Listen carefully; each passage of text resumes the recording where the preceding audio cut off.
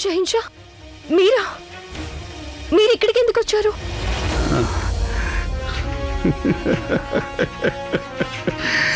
పోయినసారి మేము మీ దగ్గరకు వస్తే మీరు మమ్మల్ని నెట్టేశారు. ఈసారి మీరు నెట్టకుండానే మేమే పడిపోయాం. చూశారా జోధా బేగం? నన్ను తొందరగా సిద్ధం చేయండి. నిన్న రాత్రి ఏం జరిగిందో తెలుసుకోవడానికి జోధా బేగం చాలా తహతహలాడిపోతూ ఉంటుంది. పాపం ఆవిడ ఇంకా నిరీక్షించడం నాకు ఇష్టం లేదు. మా బతుకు ఆ ఖుదా పెట్టిన శాపం లాంటిది. మమ్మల్ని ఎందుకు ఇలా పుట్టించారని మేము ఎప్పుడు బాధపడుతూనే ఉంటాం. మేమటు మగ కాదు, ఇటు ఆడా కాదు. ఎవరి జీవితంలోనూ మాకు ఎలాంటి స్థానం లేదు.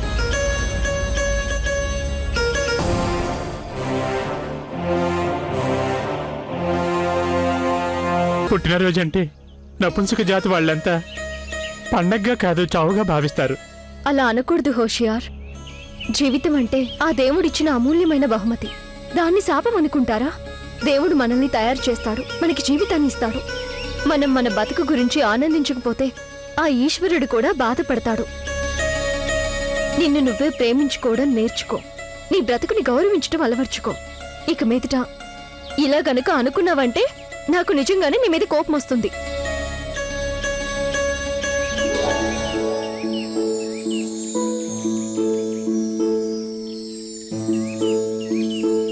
తీసుకో, నీ పుట్టినరోజు సందర్భంగా ఇవి నేను ఇస్తున్న కానుక. మీ మనసు చాలా మంచిది జోధా బేగం. ఖుదా మిమ్మల్ని ఎప్పుడు చల్లగా చూడాలి.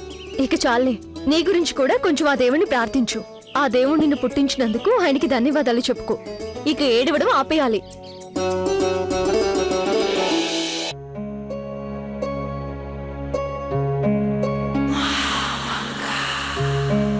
నేను మొత్తం లెక్కలన్నీ పరిశీలించాను.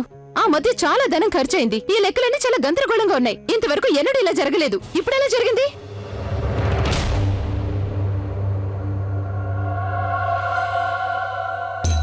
ఇది చూడండి, మధ్య మధ్యలో ఏదేదో రాసుంది. ఈ పని ఖచ్చితంగా జోధా బేగంది అయి ఉంటుంది. చాలా తెలివైంది ఆ జోధా బేగం.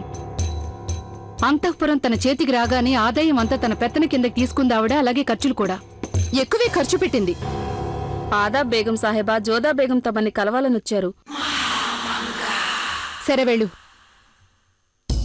అనుకున్నామో లేదో వచ్చి కూర్చుందా సైతాన్. ప్రణామాలు. ఆదాబ్. ప్రణామాలు రుకయా బేగం. ఆదాబ్.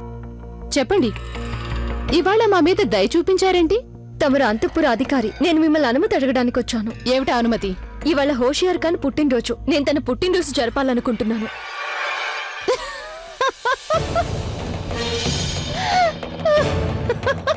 హోషియార్ అంటే మీరనేది గతంలో నా బానిస ఇప్పుడు మీకు సేవ చేస్తున్నాడు. అవును.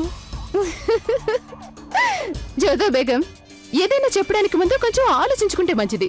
ఇక్కడ అంతఃపురంలో ఎన్నో ముఖ్యమైన పనులున్నాయి. మీరేమో ఒక నపుంసకుడి పుట్టినరోజు సంబరం చేస్తానంటున్నారా? నపుంసకుడైతే మాత్రమే మనిషి కదా, తనకి కోరికలుంటాయి కదా, తనకి హృదయం ఉంటుంది కదా. పైగా తను సంతోషంగా ఉండడానికి తనకి పూర్తి హక్కుంది. సేవకుడికి బాధ్యతలుంటాయి కానీ హక్కులుండవు. అంతఃపురానికి కొన్ని నియమ నిబంధనలున్నాయి. జోధా బేగం, బానిసల్ని విముక్తి చేయడానికి మీరు అంతఃపుర ఆదాయంలో చాలా పెద్ద మొత్తమే ఖర్చు పెట్టారు. తమరు ధనం గురించి ఆందోళన పడకండి. అంత పెద్ద ఉత్సవం చేయబోవడం లేదు. అవసరమైన ఏర్పాట్లు నేనే స్వయంగా చేసుకుంటా. మన్నించాలి మీరు. నేను మాత్రం ఇందుకుగాను మీకు అనుమతి ఇవ్వలేను. రుకయ్యా బేగం సరిగానే చెప్పారు జోధా బేగం. ఒక నపుంసకుడు పుట్టినరోజు సంబరం చేయటం అనేది నేనింతవరకు కన్నీ విని ఎరగను. అందువల్ల నా సలహా ఏమిటంటే ఈ సంగతి ఇక్కడితోని వదిలేండి. మీరు నలుగురికి తెలిసిందంటే ప్రతివారు ఎగతాళి చేస్తారు, ఆట పట్టిస్తారు. అంతేకాక షెహన్షా కూడా ఈ విషయంలో మీకు అనుమతి ఇవ్వబోరు. ఇలాంటి పనికి మాలిన పనులకి వారికి అంత వ్యవధి కూడా ఉండదు. సరే, నేనే స్వయంగా వెళ్లి షహిన్షాని అనుమతి కోరుకుంటాను. వస్తాను. ప్రణామాలు.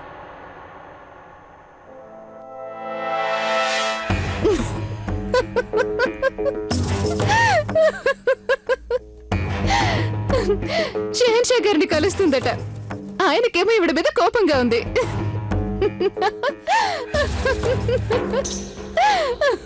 ఇంతకీ ఏం జరిగింది రొకయ్య బేగం? ఇక్కడ జోధా బేగం అంతఃపురాన్ని ఉద్ధరించాలని చూస్తోంది. చివరికి ఒక నపుంసకుడి పుట్టినరోజు జరపడానికి కోరుకుంటానంటోంది. ఇంకో వైపేమో ఎవరినో దొంగతనంగా కలుస్తోంది ఆవిడ. షెహన్షాకి అబద్ధాలు చెప్తోంది. మీరనేది నాకు అర్థం కాలేదు. నాకు మీరేగా చెప్పారు మహామంగా, షెహన్షా గారు దేనికో కష్టపడుతున్నారు, అందుకు కారణం తెలుసుకోవడానికి నన్ను ప్రయత్నించమని. అలాగే నేను ప్రయత్నించాను. అప్పుడు జలాల్ తాగిన మైకంలో నాకేం చెప్పారంటే జోధా బేగం ఎవరినో దొంగతనంగా కలుస్తోందని. ఇప్పుడు మీరేం చేయదలుచుకున్నారు రొకయ్య బేగం? జోధా బేగంతో మాట్లాడి ఆవిడని తలదించుకునేలా చేస్తారా? లేదు, నాకు కావాల్సింది జోధా బేగం ఆ వ్యక్తిని పదే పదే కలుస్తూ ఉండటం. అలాగే మీరు కూడా ఇది కొనసాగేలా చూడాలి మహామంగా. ఆ జోధా బేగం ఆ వ్యక్తిని కలవటం ఆగిపోకూడదు. జోధా బేగం ఇలాగే ఆ వ్యక్తిని కలుస్తూ ఉంటే జలాల్ కోపం మరింత పెరిగిపోతుంది. జోధా బేగం అలాగే జలాల్కి అబద్ధాలు చెప్తూ ఉంటుంది. ఏదో ఒక రోజు జలాల్ ఇక సహించలేకపోతారు. తర్వాత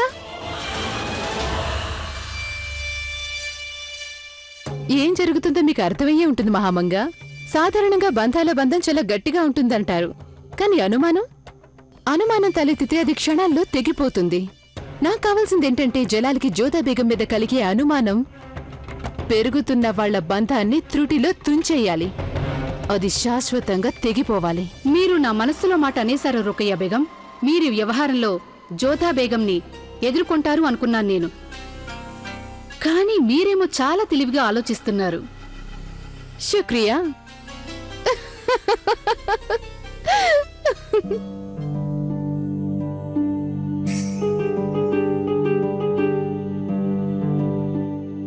అరే దిలావర్ ఖానా, నువ్వు ఇక్కడున్నావేంటి? నువ్వు ఉండవలసింది బక్షిబాను పక్కన కదా. దయచేసి క్షమించండి హుజూర్, కానీ బేగం సాహిబా గారు ఈ చిత్రపటాన్ని జోధా బేగం గారికి ఇచ్చిరమ్మన్నారు. ఏది?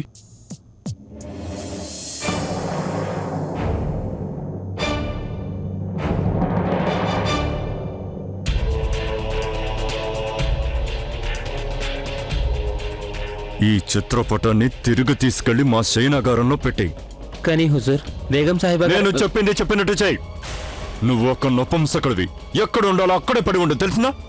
వెళ్ళు. అసలు ఇక్కడ ఏం జరుగుతోంది? ఆదాబ్ షెహన్షా.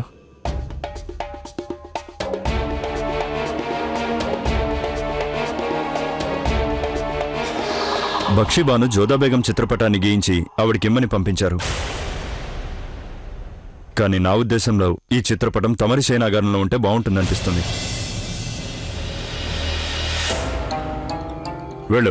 వెళ్ళి ఈ చిత్రపటాన్ని షెహన్షా గారి గదిలో పెట్టు. అదంతా పక్కన పెట్టి ముందో విషయం చెప్పండి. ఆ సుజామల్ సంగతి ఏమైందో చెప్పండి. ఇంతవరకు తెలియలేదు షెహన్షా, కానీ త్వరలోనే మేము వాడిని పట్టుకొని తీరుతాం. నువ్వింకా ఇక్కడే నిలబడి ఉన్నావే. షెహన్షా గారు ఏం చెప్పారో నీకు వినిపించలేదా? ఈ చిత్రపటం తీసుకెళ్లి షెహన్షా గారి గదిలో పెట్టు. దయచేసి క్షమించండి హుజూర్, కానీ ఈ దాసుడికి షెహన్షా గారి గది ఎక్కడుందో తెలియదు. నువ్వు ఎవరిని అడిగినా ఆ సంగతి నీకు చెప్తారు. ఇక వెళ్ళు.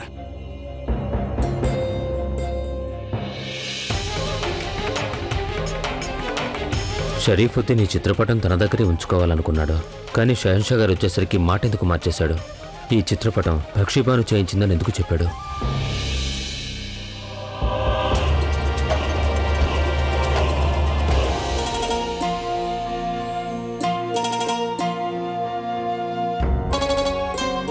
షెహన్షా గారికి జయము. జోధా బేగం తమని కలవడానికి వచ్చారు. పంపించావండి.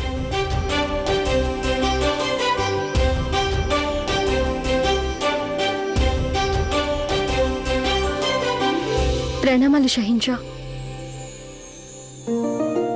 రండి జోధా బేగం, చెప్పండి, ఏం పని మీద వచ్చారు మీరు? అది అంతఃపుర అధిపతి అయినందువల్ల నేను అనుమతి కోరడానికి రొకయ్య బేగం దగ్గరికి వెళ్ళాను, కానీ ఆవిడ అనుమతి ఇవ్వనన్నారు. అంటే ఆ పని మీద మీరు మా దగ్గరకు వచ్చారనమాట? అవును. మీరు షహిన్షా కదా, తుది నిర్ణయం మీరే కదా తీసుకోవాల్సింది. జోధా బేగం, మీరు ఏం చెప్పదలుచుకున్నారో వెంటనే చెప్పండి, మా దగ్గర వ్యవధి లేదు. అయితే నేను తర్వాత వస్తాను షహిన్షా. ఇప్పుడు ఎలాగూ వచ్చారు గనక అదేమిటో చెప్పి వెళ్ళండి. ఇవాళ హోషియార్ ఖాన్ పుట్టినరోజు. నేను తన జన్మదిన సందర్భంగా సంబరం చేయాలనుకుంటున్నాను. జోధా బేగం, మీరు ఎప్పుడైనా ఓ నపుంసకుడు పుట్టినరోజు జరుపుకోవడం చూసారా? లేదు, కానీ ఈసారి నేనేమను. వీల్లేదు జోధా బేగం. అసలు రొకయ్య బేగం కాదన్న తర్వాత మీరు మా దగ్గరకు వచ్చి ఉండకూడదు. కానీ అలా చేస్తే తనకి సంతోషంగా. ఈ సంబరం జరగకూడదని మేము మీకు చెప్పాం కదా జోధా బేగం. అసలు మీ ఉద్దేశం ఏంటి? మీరు పదే పదే చెప్తున్నా మా నిర్ణయం మార్చుకుంటామన్నా ప్రతిసారి మీ పంతమే నెగ్గుతోందనే. ఒక్కసారి మేము చెప్పామంటే అదే తుది నిర్ణయం జ్యోతా బేగం.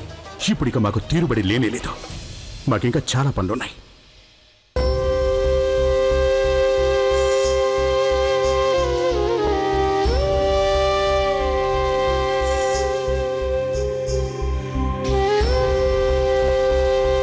ప్రతిసారి నేను అనుకున్నది తలకిందులైంది. మన మధ్య దూరాలు పెరిగిపోయాయి. నేను మీతో మాట్లాడడం కూడా కష్టమైపోయింది. మీరేమో నన్ను అపార్థం చేసుకుంటూనే ఉన్నారు. మా కోపానికి కారణం ఒకటైతే మరో కారణం మీద మీ మీద కోపం చూపాం. మాకు మీ మీద కోపగించుకోవటం అస్సలు ఇష్టం లేదు. కానీ అప్పుడున్న పరిస్థితిలో మేము తప్పు చేయక తప్పలేదు. అలాగే మీరు మాకు నిజం చెప్పలేదు. నేను అబద్ధం చెప్పడానికి కారణం ఉంది షహిన్షా. మేం కూడా మిమ్మల్ని ఎట్టి పరిస్థితుల్లోనూ బాధ పెట్టకూడదని అనుకున్నాం జ్యోతా బేగం. కానీ అప్పటి పరిస్థితులు మన ఇద్దరిని నిస్సహాయులు చేశాయి. అటు మిమ్మల్ని, ఇటు మమ్మల్ని. కానీ మాకు మీ మీద పూర్తి నమ్మకం ఉండేది షహిన్షా.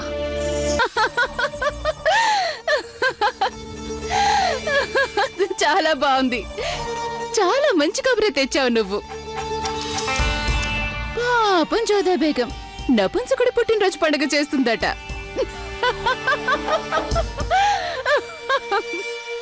హుజూర్, నిన్న రాత్రి మహల్లో కొత్తగా వచ్చిన నపుంసకుడు అటు ఇటు తిరుగుతూ కనిపించాడు. ఎవరా నపుంసకుడు? దిలావర్ ఖాన్ హుజూర్. అతను బక్షీబాన్ బేగంకి సేవ చేస్తుంటాడు. సైనికులు అడిగితే తను దారి తప్పిపోయానని చెప్పాడట. ఖాన్ సాబ్, మీరు చెప్పేది నిన్న రాత్రి సంగతేనా? అవును మహామంత్రి గారు. షెహన్షా మీరంతగా పట్టించుకోవాల్సిన విషయం కాదు. నేను కూడా ఆ నపుంసకుణ్ణి మహల్లో అటు ఇటు తచ్చాడుతుండగా చూశాను. మీ మీద దాడులు జరిగినప్పటి నుంచి భద్రతా ఏర్పాట్లు పరిశీలించడానికి స్వయంగా నేనే వెళ్ళుంటానని మీకు తెలిసే ఉంటుంది. నేను కూడా చూశాను ఆ నపుంసకుణ్ణి. దారి తప్పిపోయి ఉంటాడు. అంతఃపురం కొత్త కదా, కొన్నాళ్లైతే తప్ప మహల్లో ఎటు వెళ్లాలో తెలుసుకోలేడు. స్వయంగా పెద్దమ్మ అతన్ని చూసినప్పుడు ఇక ఈ విషయంపై చర్చ అనవసరం. అయితే బాగా అప్రమత్తంగా ఉండమని మహల్లో కాపలా కాసే వారికి మా మాటగా తెలియజేయండి. చిత్తం హుజూర్. తమరెందుకో ఆందోళనగా కనిపిస్తున్నారు జలాల్. నిజం చెప్పాలంటే పెద్దమ్మ మాకేం అర్థం కావటం లేదు. మా నుంచి జోధా బేగం నిజం ఎందుకు దాచారో మాకేం అర్థం కావటం లేదు. జోధా బేగం ఇంతవరకు దీని గురించి మీకు చెప్పలేదా? లేదు పెద్దమ్మ, తను అలా ఎందుకు చేస్తుందో మాకు అర్థం కావటం లేదు. మేం తనని చాలాసార్లు అడిగాం, కానీ తను ఎందుకు ఇలా ప్రవర్తిస్తుందో అర్థం కావట్లేదు. మాకు ప్రశాంతతే లేదు పెద్దమ్మ. అయినా మేం తనని నమ్ముతున్నప్పుడు తను మమ్మల్ని ఎందుకు నమ్మట్లేదు? నిజమేంటో మాకెందుకు చెప్పట్లేదు? అసలు నిజమేంటి? ఒక్కోసారి మాకేమనిపిస్తుందంటే మేమే వెళ్ళి తనని స్వయంగా అడగాలని. కానీ పెద్దమ్మ తనే స్వయంగా నిజం చెప్పాల్సిన బాధ్యత ఉంది కదా. పెద్దమ్మ తను అలా మౌనంగా ఉండటం మమ్మల్ని లోపలే దహించి వేస్తోంది. ఇవాళ అకారణంగా మేము తన మీద కోపగించుకున్నాం, మీకు తెలుసా? ఇంత జరిగిన తరువాత కూడా జలాల్కి జోధా బేగం మీద నమ్మకం తగ్గడలేదు. బహుశా స్వయంగా నేనే జలాల్ కళ్లకున్న ఈ గుడ్డి నమ్మకపు పొరని తొలగించాలి. జలాల్, దయచేసి నన్ను క్షమించండి. నా ఉద్దేశంలో తమరు జోధా బేగంతో ఈ వ్యవహారంపై మాట్లాడకూడదు. అంటే ఎందుకంటే మీరు కనుక తనని ఈ విషయంలో ప్రశ్నించినట్లయితే ఆవిడ మీరు నమ్మటం లేదని ఆవిడ అనుకోవచ్చు. అప్పుడు జోధా బేగం ఏమనుకుంటారంటే మీరు తనని అనుమానిస్తున్నారనుకుంటారు. లేదు పెద్దమ్మ, మాకు తన మీద అనుమానం లేదు. మేం కోరుకుంటుంది ఏమిటంటే తను మాకు నిజం చెప్పాలి అని. మరి తను మాకు నిజం ఎందుకు చెప్పట్లేదు? నిజానికి ఆలోచించి చూస్తే మీరు అనుకోవడంలో తప్పేమీ లేదు జలాల్. ఎవరైనా భర్త తన జీవిత సహచారిని రాత్రి చీకట్లో ఒంటరిగా బయటికి వెళ్లడం చూస్తే, ఎవరైనా పరపురుషుణ్ణి కలవటం చూసినట్లయితే, ఒక నిర్జనమైన గుడిసెలోకి ఆ వ్యక్తితో లోపలికెళ్లడం చూస్తే, తిరిగొచ్చాక అబద్ధాలాడితే భర్త అనుమానించడం ఎంతమాత్రం తప్పు కాదా? అయితే జలాల్, ఒక మాట చెప్పనా? ఈ సంగతులన్నీ ఆలోచిస్తున్నప్పుడు మన జోధా బేగం గురించి ఆలోచిస్తున్నామని ఎప్పటికీ మర్చిపోకూడదు జలాల్. లేదు జలాల్, జోధా బేగం ఎన్నడూ ఏ తప్పు చేయబోదు. తను స్వచ్ఛమైన రాజపుత్రురాలు. తనని అనుమానించటం, తనని నమ్మకపోవటం తప్పే అవుతుంది. మీరు ఆవిడ్ని కొద్దిగా నమ్మండి. జోధా బేగం తనంతట తానే మీకంతా చెప్పేస్తారు. మీరు ఎదురు చూస్తూ ఉండండి జలాల్. జలాల్, మీకున్న ఏకైక మార్గం ఇదొక్కటే. మిగతావన్నీ అల్లాకి విడిచిపెట్టండి. తనే సర్వం చూసుకుంటాడు. శుక్రియా పెద్దమ్మ. ఇప్పుడుంటుంది అసలు మజా. ఎందుకంటే జలాల్ జోధా బేగం నీకపై నమ్మబోడు. ఈ ఈ రోజు తర్వాత నా ఉద్దేశంలో జలాల్ ఇకపై ఎన్నటికీ జోధా బేగంని నమ్మడంటే నమ్మడు. యాకుదా, ఈ పిచ్చిది మొత్తం అంతా వినేలేదు కదా. అత్తయ్య గారు, షెహన్షా జోదా బేగంని అసలు ఎందుకు నమ్మరు? జోధా బేగంని జలాల్ ఇక నమ్మబోడు. నేనలా ఎందుకన్నాను? నేను ఎందుకన్నానంటే చెప్తాను విను. నువ్వు చూసే ఉంటావుగా, జోధా బేగం జలాల్ ఇప్పుడు ఒకరినొకరు ఎంత చేరువవుతున్నారో చూసావుగా. ఇంకా ఎన్నాళ్ళో కాలేదు, వాళ్ళిద్దరి మధ్య ఎన్నో అపార్థాలుండేవి. ఒకరి మొహం ఒకరు చూడటానికి కూడా ఇష్టపడేవారు కాదు. ఇప్పుడు చూడు, మెల్లగా అంతా చక్కబడసాగింది. ఇప్పుడు కనుక జలాల్కి జోధా బేగం తనని ప్రేమించటం లేదని చెప్తే అప్పుడు జలాల్కి జోధా బేగం మీద నమ్మకం ఉండదని చెప్తున్నాను. అత్తయ్య గారు, నేను మీ నుంచి ఎప్పుడు ఇలా ఆశించలేదు. మీరు నిజంగా ఎంతో మంచి మనసు గలవారు. మీరు షెహన్షా గురించి ఎంతో ఆలోచిస్తారు. షెహన్షాకి నేనే పాలిచ్చి పెంచాను జావీదా. జలాల్ నాకెప్పటికీ కొడుకులాంటివాడు. మీరు కొడుకు లాంటి వారంటే గుర్తొచ్చింది. మీ కుమారుడు ఆదం సాహబ్ ఎన్నో రోజులుగా ఇక్కడ లేనే లేరు. నాకేమో వారు అదే పనిగా జ్ఞాపకం వచ్చి ఒంటరిగా అనిపిస్తుంది. అందుకే ఇవాళ నేను మీతో సరదాగా మాట్లాడదామని నాకు వచ్చేసాను. బయటకు వెళ్లి పనుంది జావీదా. ఏం పని? నాకు బాధగానే ఉంది. ఆదం ఖాన్ ఏమో లేడు, నీకా ఒంటరిగా అనిపిస్తోంది. ఒక సలహా చెప్పనా? నువ్వు వంటగదికి వెళ్లి రకరకాల వంటకాలు చేయడానికి నువ్వు ప్రయత్నించి చూడొచ్చుగా. వంటగది ఇక్కడేగా ఉంది. అత్తయ్య గారు, నేను వెళ్తాను.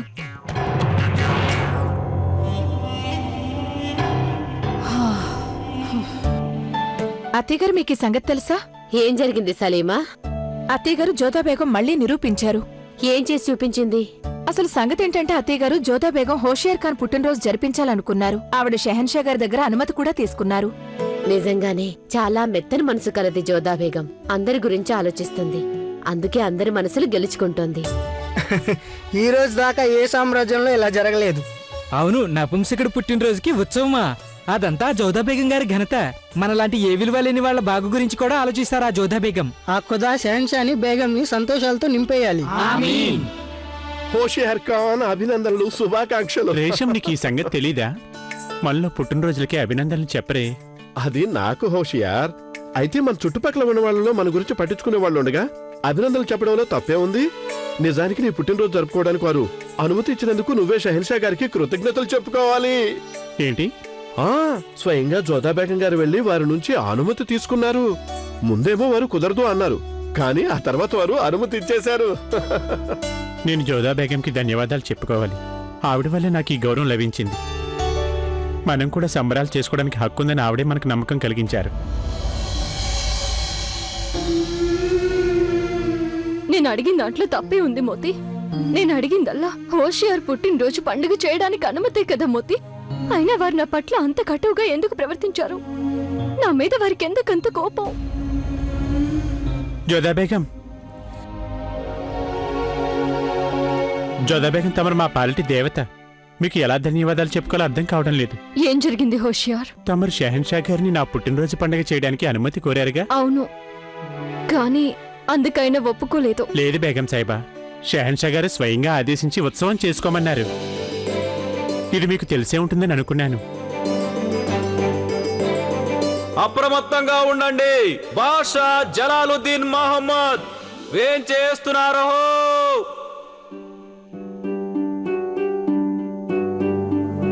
తమరి ఈ బానిసకంతటి విలువ ఇచ్చినందుకు మీకు శుక్రియా. బానిస అనే పదాన్ని వాడకు. నువ్వు శుక్రియా చెప్పుకోవాల్సింది జోధా బేగంకి. ఇవాళ నా జీవితంలోనే ఎంత అదృష్టకరమైన రోజు. శుక్రియా.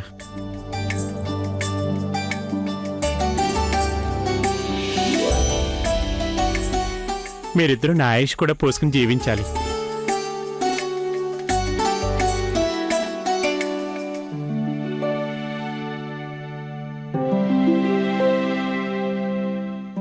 మేం మీ కోరికను నెరవేర్చాక కూడా మీ కళ్ళలో ఆ నీళ్లెందుకు? మీరు అనుమతించి తలుచుకున్నప్పుడు నా పట్ల అంత కటువుగా ఎందుకు వ్యవహరించారు? అంత కఠినంగా ఎందుకు మాట్లాడారు నాతో? దయచేసి కన్నీళ్లను తుడుచుకోండి. మేము ఆడవాళ్ళు ఏడుస్తుంటే అస్సలు చూడలేము. మీకు ఏడిపించగల ధైర్యం ఉన్నప్పుడు ఆ ఏడుపుని చూసి తట్టుకోగల ధైర్యం కూడా ఉండాలి షహింజా. జోధ బేగం, ఆ సమయంలో మా మనసు అస్సలు బాగోలేదు. మీ గనక మా మాటలు బాధ కలిగించినట్లయితే మీరు వద్దన్నంత మాత్రాన నేను ఎందుకు బాధపడాలి? మీరేమో సహించే కదా, మీకు వద్దనే అధికారం ఉంటుంది. మేమంతా మీ నిర్ణయాన్ని అనుసరించి తీరాలి. కానీ మీరు నాతో మాట్లాడిన ఆ పద్ధతి నాకు చాలా బాధ కలిగించింది. మా నుంచి నిజాన్ని దాచి బాధ కలిగిస్తున్నది మీరే జోధ బేగం.